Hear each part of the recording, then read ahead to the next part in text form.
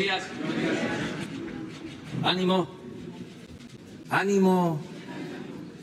El día de hoy vamos a informar al pueblo de México sobre las medidas que se están llevando a cabo para enfrentar el coronavirus con el propósito de que todos los mexicanos estemos informados y con esta información actuemos con prudencia, sin desesperarnos, sin apanicarnos, con la firme convicción de que tenemos muchas fortalezas. El pueblo de México está hecho para resistir adversidades y para salir adelante. Voy yo, al final de esta exposición, a hacer un recuento de esas fortalezas que nos permiten actuar con responsabilidad y al mismo tiempo con seguridad, sin caer en la ingobernabilidad, sin que se nos salga de control ni este ni ningún problema que enfrentemos. Hay un pueblo fuerte, consciente, organizado, y hay un gobierno con autoridad moral, con autoridad política y que actúa de manera eficiente. Desde el principio, te repito, fuimos los primeros en el mundo en atender todos los días este riesgo a la salud pública, informando desde hace 3 meses, desde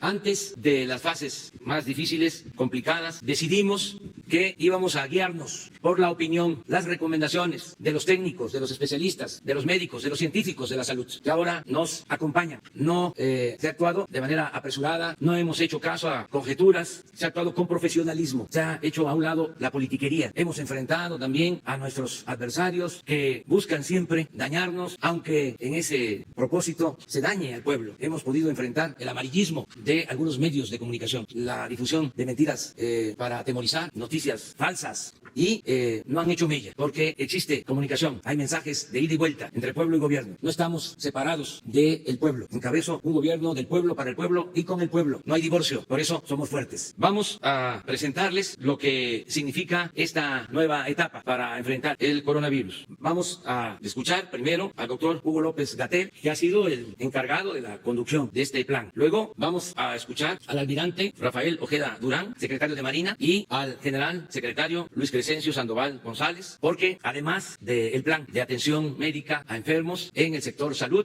va a actuar tanto la Secretaría de Marina como la Secretaría de la Defensa, con el plan Marina y con el plan DN3. También va a hacer uso de la palabra el secretario de Hacienda, Arturo Herrera Gutiérrez, para informarles sobre la disponibilidad de recursos, el financiamiento de este plan de salud. Y al final, como les mencionaba, voy a tomar de nuevo la palabra. Entonces comenzamos con el doctor Hugo López-Gatell. Con mucho gusto, señor presidente, secretarios, funcionarios, compañeros, señoras y señores, muy buenos días, ciudadanía en general de nuestro país. Voy a compartir con ustedes información que hasta el momento ya ha sido presentada en varias ocasiones y que hemos ido comentando todos y cada uno de los días sobre la evolución de esta epidemia en el mundo desde que empezamos a informar hace más de 2 meses. También voy a detallar la situación actual en México hasta el corte más reciente de información, para posteriormente centrarme en las características principales que vivimos en este momento, el enorme momento de oportunidad y la preparación para las siguientes fases.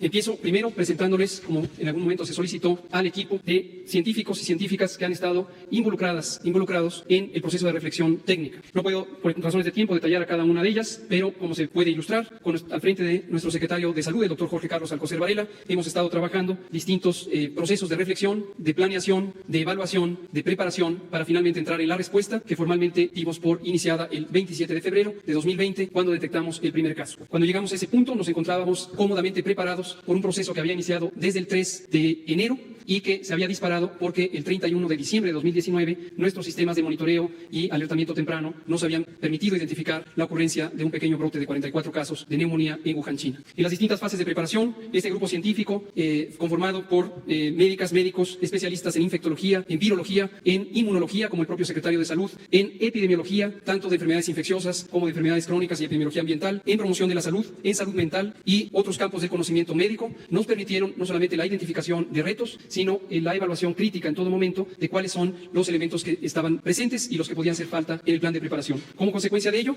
pudimos construir un repertorio muy amplio de documentos guía, de lineamientos técnicos que se sintetizan o convergen en 3 documentos fundamentales: el lineamiento de vigilancia epidemiológica y diagnóstico por laboratorio, que ha tenido ya 5 revisiones de acuerdo al proceso de evolución de esta epidemia; el lineamiento de atención médica para todos los niveles de atención; y la guía de los procesos de control de infecciones que aplica no solamente para el ámbito concreto de salud, sino para todos los espacios públicos y privados que pueden existir en el país. A partir de ello, este grupo se vinculó también con las múltiples instituciones fuera del sector salud que nos permitieron una visión amplia, con un horizonte de mediano plazo para la preparación y un horizonte de mediano y largo plazo para la recuperación en las distintas consecuencias que esta epidemia puede tener. Esto ha sido el proceso de construcción del aprovechamiento de las capacidades institucionales que México tiene y ha construido en varios años, pero también de la disposición de trabajar unidos y muy coordinados en todo el gobierno, con todos los órdenes de gobierno y con toda la sociedad. Hemos tenido innumerables encuentros y acuerdos, no solamente en el interior del gobierno y con los gobiernos estatales y los municipales, sino también involucrando a actores privados y sociales que han sido partícipes de este proceso de preparación. Esto involucra la continuidad de operaciones, la respuesta hospitalaria, el diagnóstico por laboratorio y varios otros elementos que sería muy largo de detallar.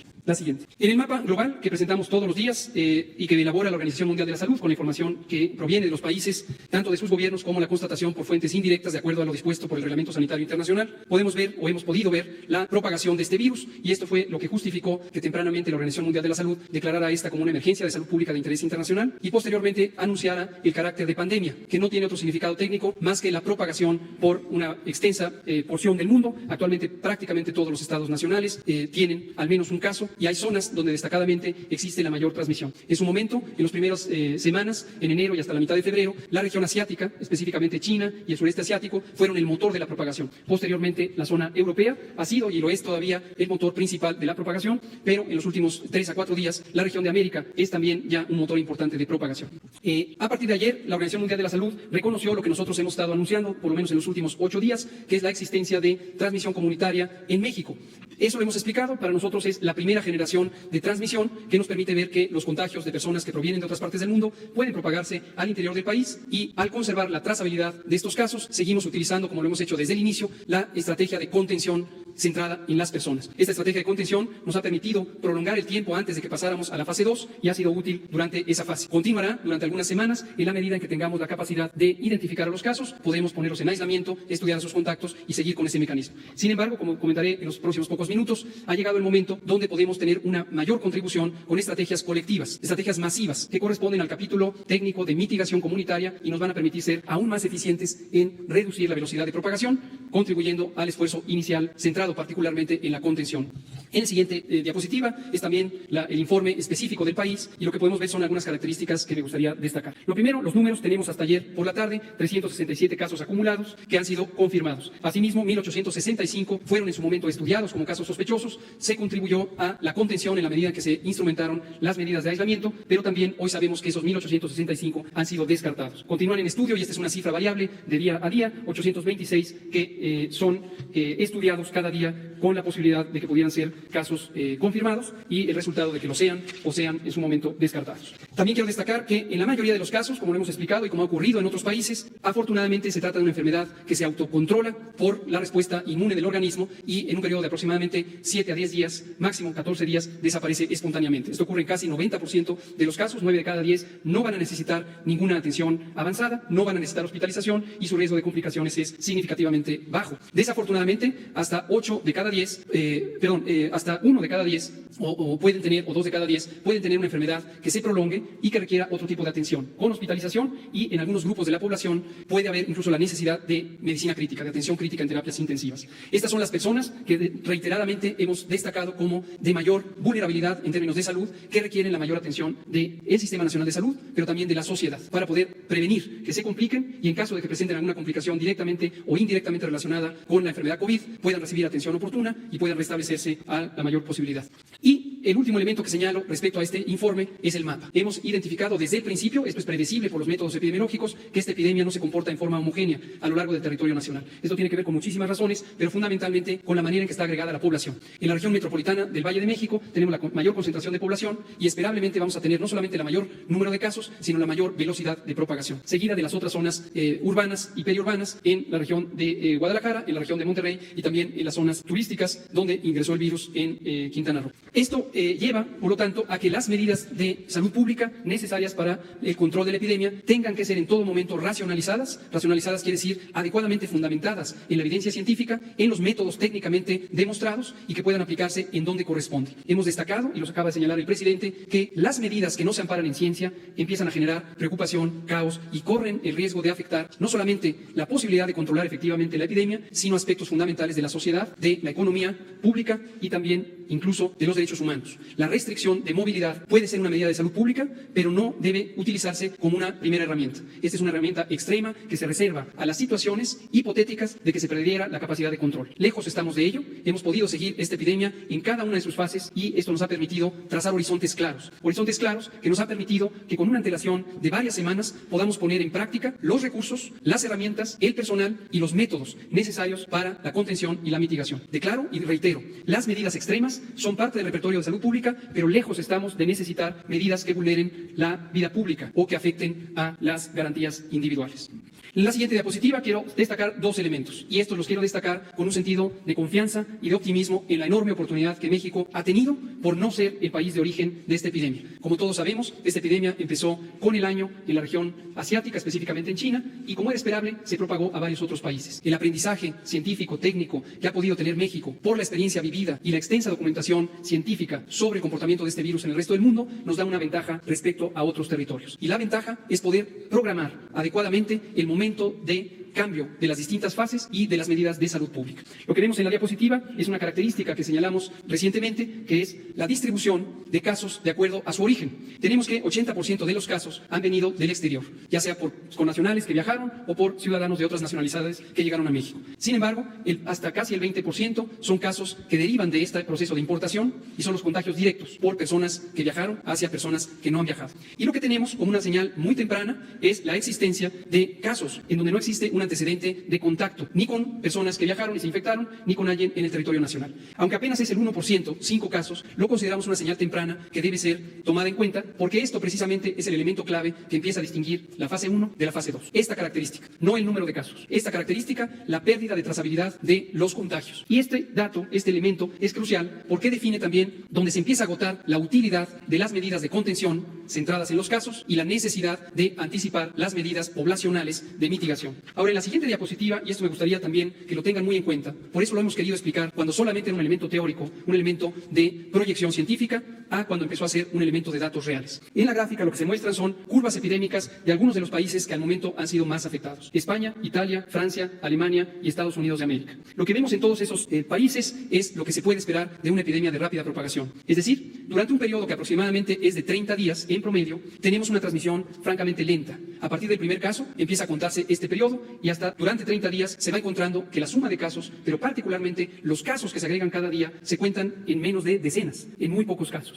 Hasta que se llega a un punto que técnicamente le llamamos punto de inflexión, pero que gráficamente, visualmente, todas y todos lo podemos identificar como este punto en donde se dobla la curva epidémica. La curva epidémica es la representación de los casos diarios que se pueden documentar. Se puede ver en todos esos países y en cualquier otro país del mundo que se llega a ese punto importante de inflexión. Finalmente, en la parte baja de la diapositiva, apenas visible, está una línea de puntos gruesos que corresponde a lo que está ocurriendo en México. Todavía no hemos llegado al punto de inflexión. Todavía no hemos llegado al punto en donde cambiamos de una propagación lenta a una propagación muy, muy acelerada. Y esta es la oportunidad de México. La oportunidad de México es haber actuado oportunamente en reconocer que esto podía darse y haber planeado el momento correcto de la implantación de las medidas comunitarias. El momento es este y por lo tanto queremos declarar formalmente el inicio de la fase 2. El inicio de la fase 2 lo que nos permite es trazar el horizonte para los siguientes 30 a 40 días en donde empezaremos a visualizar que México, por haber anticipado 2 semanas antes las medidas generales, las medidas masivas que tienen los mayores impactos, tanto en reducir la transmisión y desafortunadamente también en las consecuencias sociales, vamos a poder doblar la curva, vamos a poder tener menor transmisión. Quiero ser muy claro,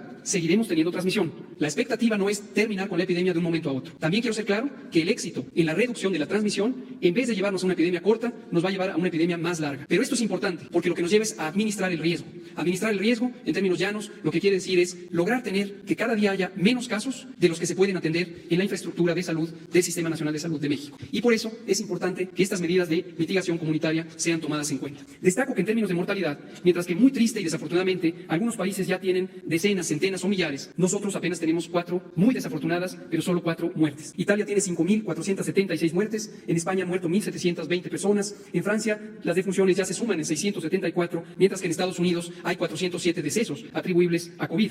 Y por su parte Alemania tiene ya casi 100, tiene 94 personas fallecidas relacionadas con la epidemia. México tiene 4. México encuentra, por lo tanto, el área de oportunidad, la aprovecha y la usa con base en ciencia y con base en los métodos de la salud pública. Vamos a ver qué elementos se definen formalmente a partir del día de hoy y en términos de su soporte legal. En la siguiente diapositiva lo que vemos es a la personaje clave que nos ha permitido comunicar a toda la ciudadanía, a toda la población, adultos, jóvenes, niños, adultos mayores, qué vamos a hacer. La personaje es su sana distancia. Su sana distancia lo que nos permite es trazar un círculo, un radio de más de 1.5 metros, que es la distancia necesaria para evitar el contagio en forma individual. Si nos mantenemos en una sana distancia, vamos a poder alejarnos de la fuente de propagación, que es la vía respiratoria de aquellas personas infectadas. Esto lo podemos hacer y lo debemos hacer en forma individual, quedándonos en casa, manteniéndonos a sana distancia. Pero también tenemos la Jornada Nacional de Sana Distancia. En la siguiente diapositiva resumimos las intervenciones masivas que la sociedad puede y debe tener para lograr la reducción de la transmisión de este virus. En primer lugar, proteger y cuidar a las personas adultas mayores y otros grupos de mayor riesgo. Como ya hemos dicho, las personas mayores a 65 años tienen un riesgo cada vez más grande conforme tienen mayor edad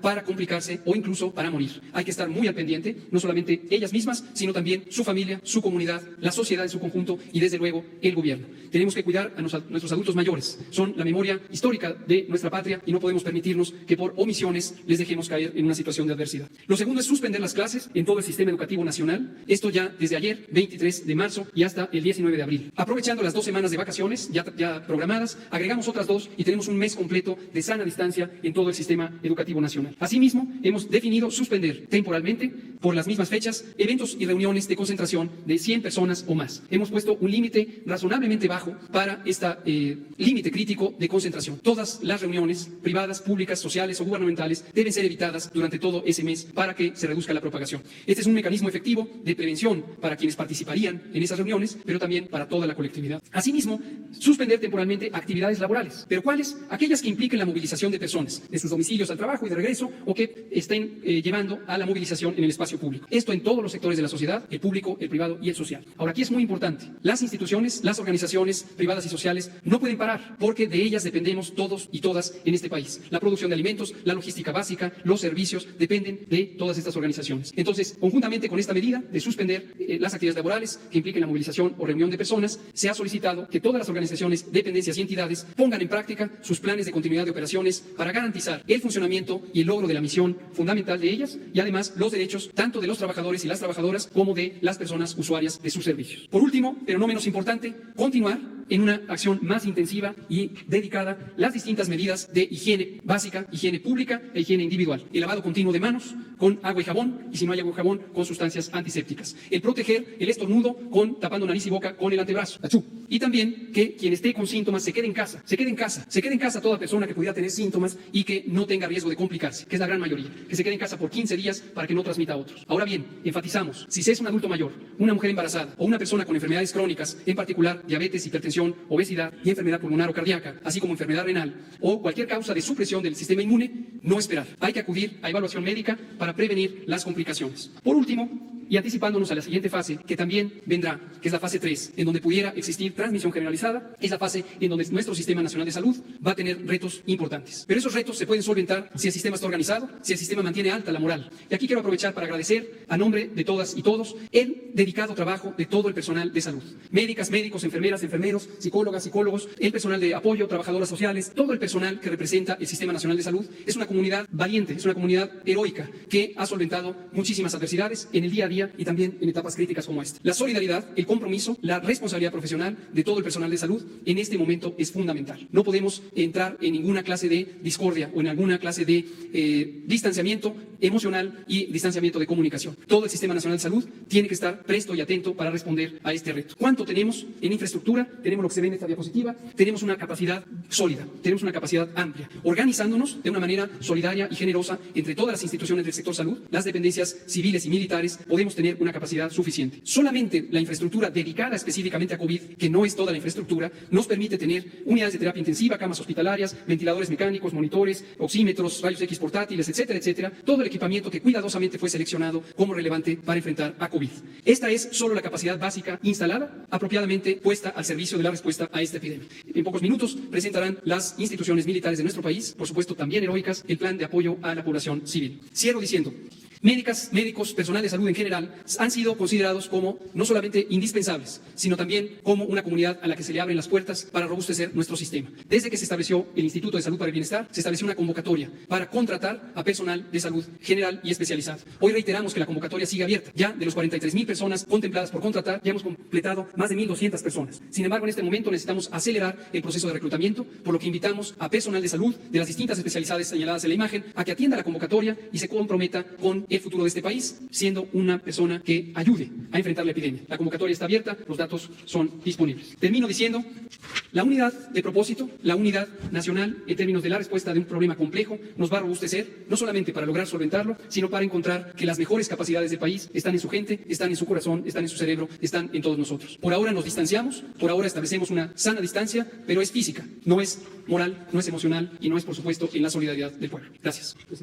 Con permiso, señor presidente. Muy buenos días. A continuación, les voy a presentar el Plan Marina para apoyo al tema del COVID-19. La que sigue, por favor. Estas son las diferentes dependencias que cuenta la Secretaría de Marina en los puertos para apoyar esta contingencia. Son 2 casos en los que la Secretaría de Marina va a intervenir en casos graves me refiero a que estén hospitalizados en terapia intensiva, y los otros casos son centros de aislamiento voluntarios. Desde luego que tenemos en Ensenada, en La Paz, etcétera, en otros puertos, pero no tienen la capacidad para dar ese servicio. Estos son los puertos que sí tienen la capacidad. Las estrellas nos indican los lugares donde pueden ser atendidos en casos graves. En total tenemos 79. Y para centros de aislamiento, 4,043. En el interior aquí de la República, aquí en donde estamos, estos son los diferentes establecimientos. Los vamos a boletinar con la dirección establecida para que se sepan. La que sigue, por favor. Esto es lo mismo, nada más que aquí ya los desglosamos en el Golfo y Mar Caribe, en el centro del país y en el Pacífico. Igualmente aquí los casos donde van a estar por aislamiento voluntario son en estos lugares, en el Golfo y Mar Caribe, centro y Pacífico. La que sigue, por favor. Y estas son las capacidades para tener movilidad, tanto por aire, por mar o por tierra, ya sea para trasladar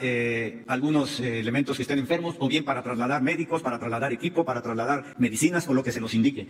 Tenemos nosotros 5 aeronaves de ambulancia con equipo de terapia intensiva. Tenemos un helicóptero también como ambulancia aérea con terapia intensiva para traslados de algunos de los enfermos que se nos indiquen. La que sigue, por favor. Bueno, aquí es hasta donde tenemos. Lo que queremos es demostrarle al pueblo de México que estamos solidarios con ellos, y también aclarar que este plan empieza a partir de hoy. Nosotros estamos ya en el plan Marina para apoyo al COVID, y vamos a entrar en la etapa de apoyo que se les demostró aquí cuando la Secretaría de Salud nos lo indique, porque es necesario entender que la Secretaría de Salud es la que lleva el liderazgo de esto. Muchas gracias. Con permiso, señor presidente. Por favor, la que sigue, por favor. Bien, en base a lo que el subsecretario Gatell explicaba de la infraestructura de salud que ya se cuenta y que está poniéndose en acción, el plan DN3 tiene como objetivo complementar todas las capacidades del Sistema Nacional de Salud en todo el territorio nacional, empleando los recursos humanos y materiales que tenemos disponibles en la Secretaría de la Defensa Nacional.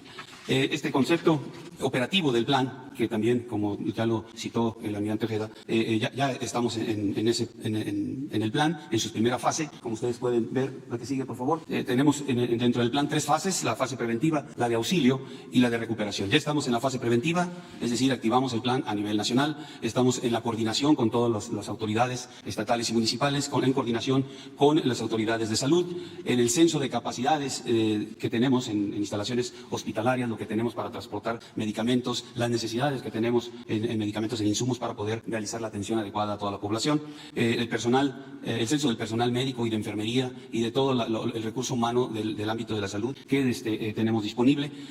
También estamos en esta fase identificando la necesidad de contratación de personal médico y enfermería para poder incrementar las capacidades del plan en el escalamiento que se requiera en algún momento, y si es que se va a necesitar. La distribución de equipo y medicamento especializado, la implementación de un sistema logístico para la distribución y concentración de insumos de todo tipo en el área médica o en el área también de alimentación. La preparación de nuestras instalaciones hospitalarias para para este plan, y la determinación, ubicación e instalación de hospitales provisionales. En la fase de auxilio, pues vamos a activar y ampliar todas las instalaciones hospitalarias militares, las unidades operativas que hayamos adaptado como instalaciones sanitarias y los hospitales que pertenecen al sector salud que vamos a operar. Estos también van a estar por fases.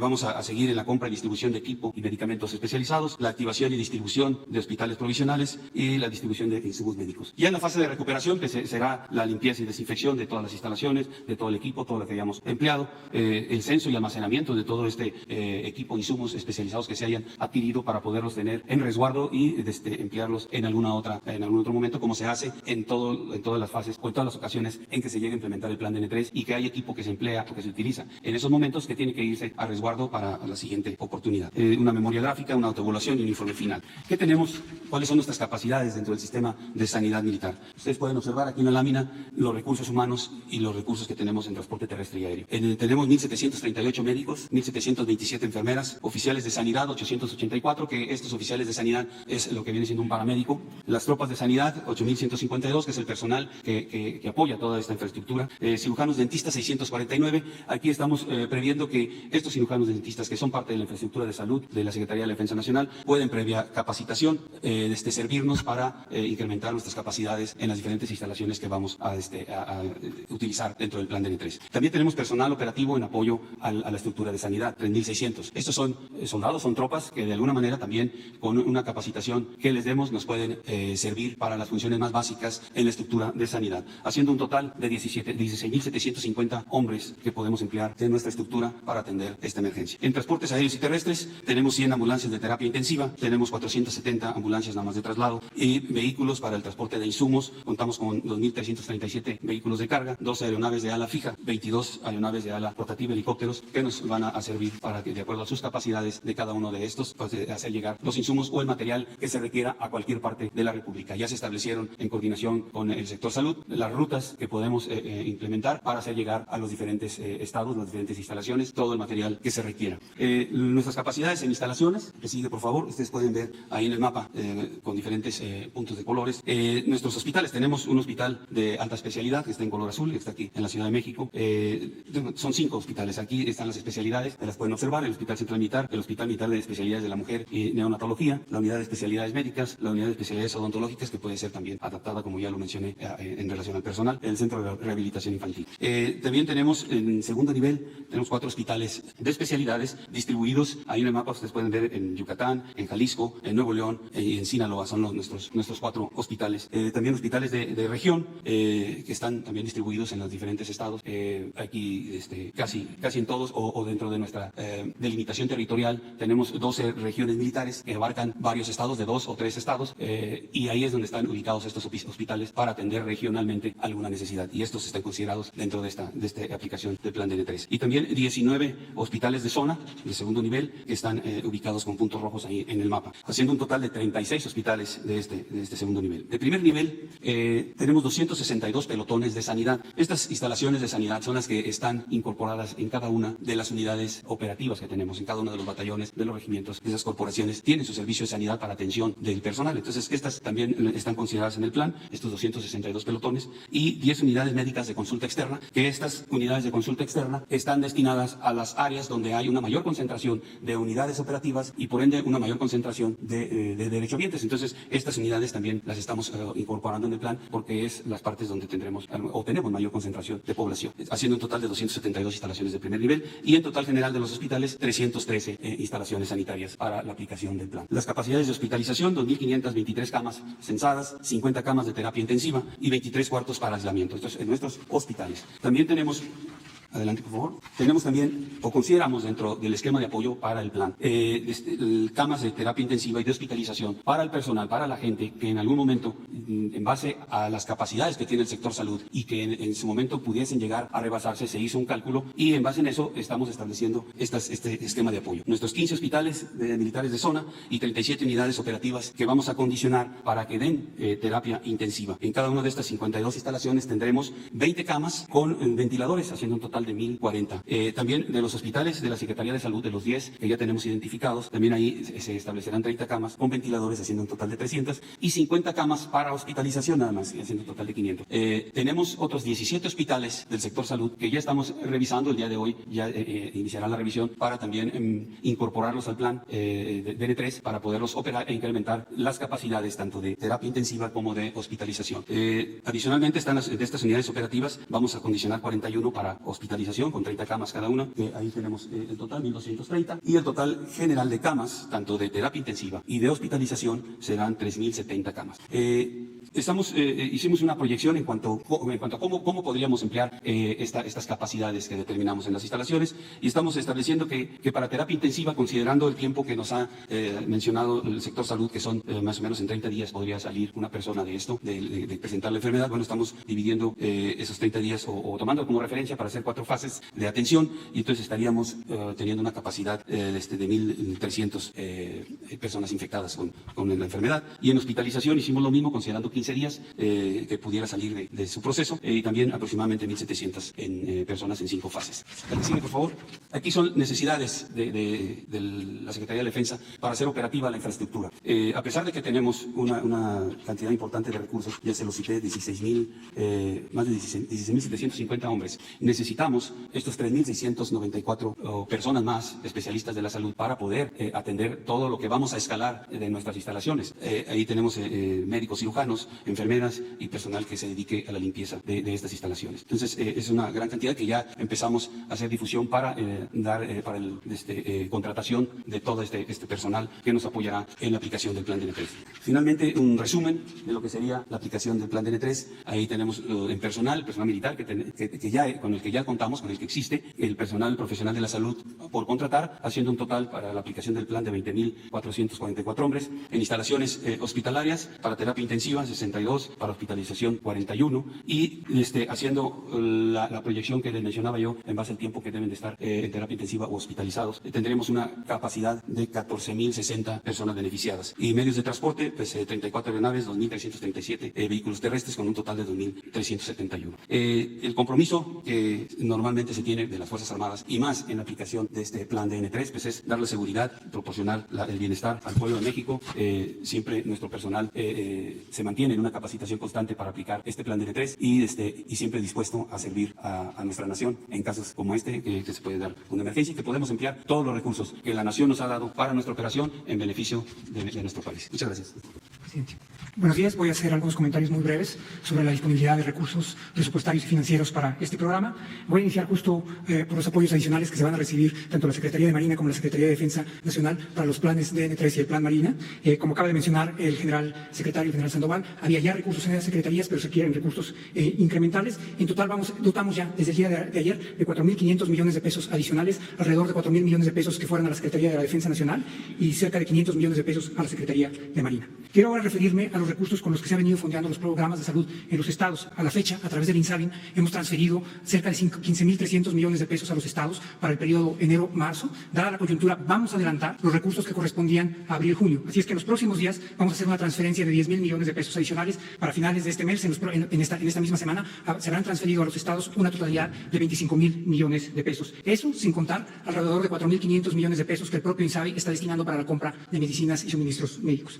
Finalmente, quiero, para poner en contexto estas cifras, hacer referencia a los recursos presupuestarios y financieros con los que cuenta el Estado mexicano en materia de salud. La Secretaría de Salud para el ejercicio fiscal 2020 cuenta con 128.800 millones de pesos, de los cuales a la fecha ha ejercido 25.600 millones de pesos, es decir, un avance del 20%. Obviamente estamos esperando que la utilización de estos recursos se vaya incrementando. Para finales de este mes, con relación a las transferencias que ya había señalado, se espera que esté alrededor del 29%.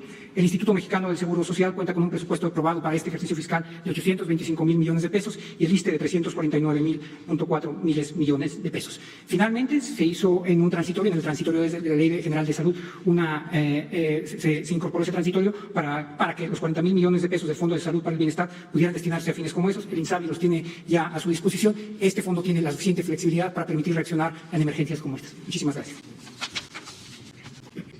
Bueno, esta es la acción que se va a llevar a cabo a partir de hoy con el propósito de reforzar lo que se ha venido haciendo. Yo quiero terminar esta conferencia con una reflexión. Primero, sostener que más que la capacidad hospitalaria, lo importante es que podamos curarnos y cuidarnos los mexicanos en nuestros hogares. Tenemos, y esta es una gran fortaleza, algo que nos distingue con relación a otros países del mundo. Nosotros tenemos mucha fortaleza por la solidaridad, la fraternidad de nuestras familias. La familia en México es la institución de seguridad social más importante, que no tengamos duda de eso. Lo tengo analizado, comprobado. A diferencia, con todo respeto, a otros países, nosotros vivimos en comunión y practicamos en nuestras familias la solidaridad, la fraternidad. Si le va mal a un miembro de la familia, acuden en su apoyo a otros. Eso nos ha protegido siempre. Repito, es una gran institución. Eso se va ahora a poner a prueba. Y hago un llamado para que cuidemos en nuestras familias a los adultos mayores. Ya lo hacemos, pero ahora debemos de aplicarnos más. Es un hecho desconocido que sobre todo las hijas cuidan a los padres. Los hombres podemos ser más desprendidos, pero las hijas están siempre pendientes de sus madres, de sus padres. De modo que hombres y mujeres cuidemos a nuestros adultos mayores, ancianos, respetarles. Tenemos por eso millones de enfermeras. Les pido, con todo respeto, con cariño, a los integrantes de las familias en México, que nos dediquemos a cuidar a nuestros adultos mayores. Cuidarlos. Que va a significar guardar distancia, que los nietos manden solo el abrazo, el saludo, con respeto, que no se acerquen, que se procure que tengan buena alimentación. Buena alimentación significa comer sano, no a productos chatarra, porque es adultos mayores y también a enfermos de diabetes, de hipertensión, de padecimientos renales, mujeres embarazadas. Esa es la población vulnerable y la población que tenemos que cuidar. Está demostrado que es a los que afecta más este virus. Entonces, cuidarlos. Alimentación, bajarle a la sal, al azúcar, desde luego a el alcohol, nada de que se quita con tequila o con mezcal. Por lo pronto, abstenerlo o bajarle el cigarro, portarnos bien, hacer caso a las recomendaciones y hacer caso a quienes van a estar cuidando a los adultos mayores. Ya a partir de ayer empezaron a dispersarse recursos de la pensión. Se les están enviando a más de 8 millones de adultos mayores 42,000 millones de pesos. Los que tienen su cuenta, ya desde ayer están los depósitos. Y ya en esta semana empieza la entrega con brigadas a los que reciben su apoyo en efectivo. Nos están ayudando los servidores de la nación y otros trabajadores de los programas de bienestar para que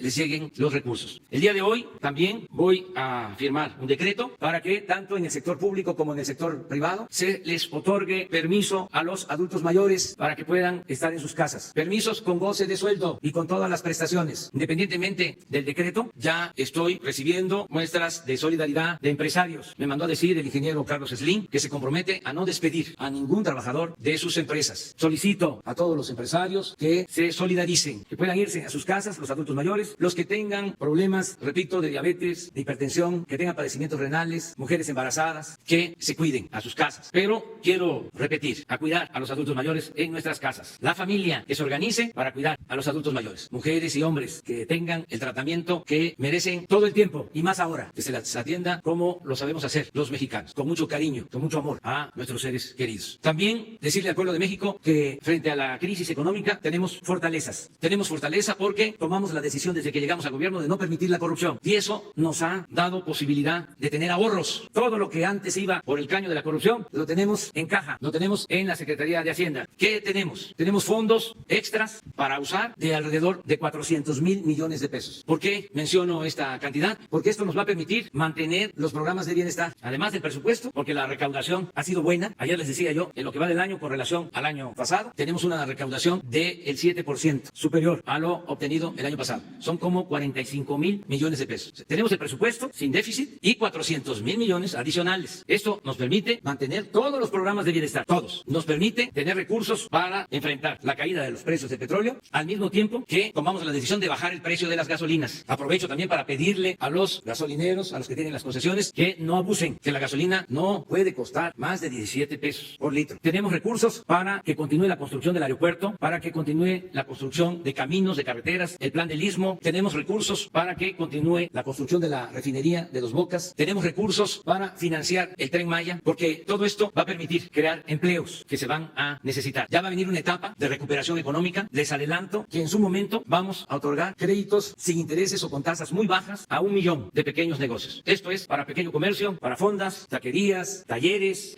todo lo que va a resultar desgraciadamente afectado por la crisis económica. Pero tenemos que cuidar nuestra salud. Lo más importante de todo es la vida y eso es lo que se está protegiendo. Yo agradezco mucho a los médicos, enfermeras, especialistas, científicos del sector salud por su profesionalismo. Estamos preparados Y agradezco el respaldo de las Fuerzas Armadas, porque esto debe también darnos tranquilidad. Tenemos infraestructura, tenemos centros de salud, hospitales, se están terminando hospitales. En los últimos tiempos, a más tardar en un mes, vamos a poder tener 17 hospitales más que se van a equipar para la emergencia. Vamos adelante, amigas, amigos. Yo voy a estar pendiente, como siempre, trabajando, conduciendo todo este plan, escuchando las recomendaciones de los técnicos, de los científicos, de los que saben, porque lo he dicho varias veces, no somos todólogos, sabelotodos. Me estoy apoyando y fue muy buena la decisión de dejar la conducción del plan de salud a los especialistas. De todas maneras, estoy pendiente, dedicado de tiempo completo, 16 horas diarias y no las 24, 16, porque estoy durmiendo bien, dedico mi tiempo también a descansar y me mantengo muy bien físicamente, en salud y sobre todo en mis convicciones, en mi inquebrantable fe, en la causa que estamos enarbolando y llevando a la práctica. Estoy fuerte, física y moralmente, y además seguros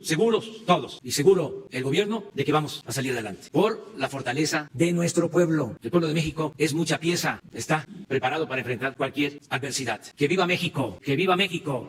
¡Que viva México! ¡Que viva México!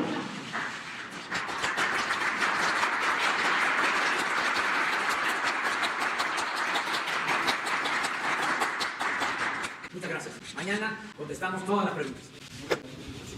Muchas gracias. Ahora, sí.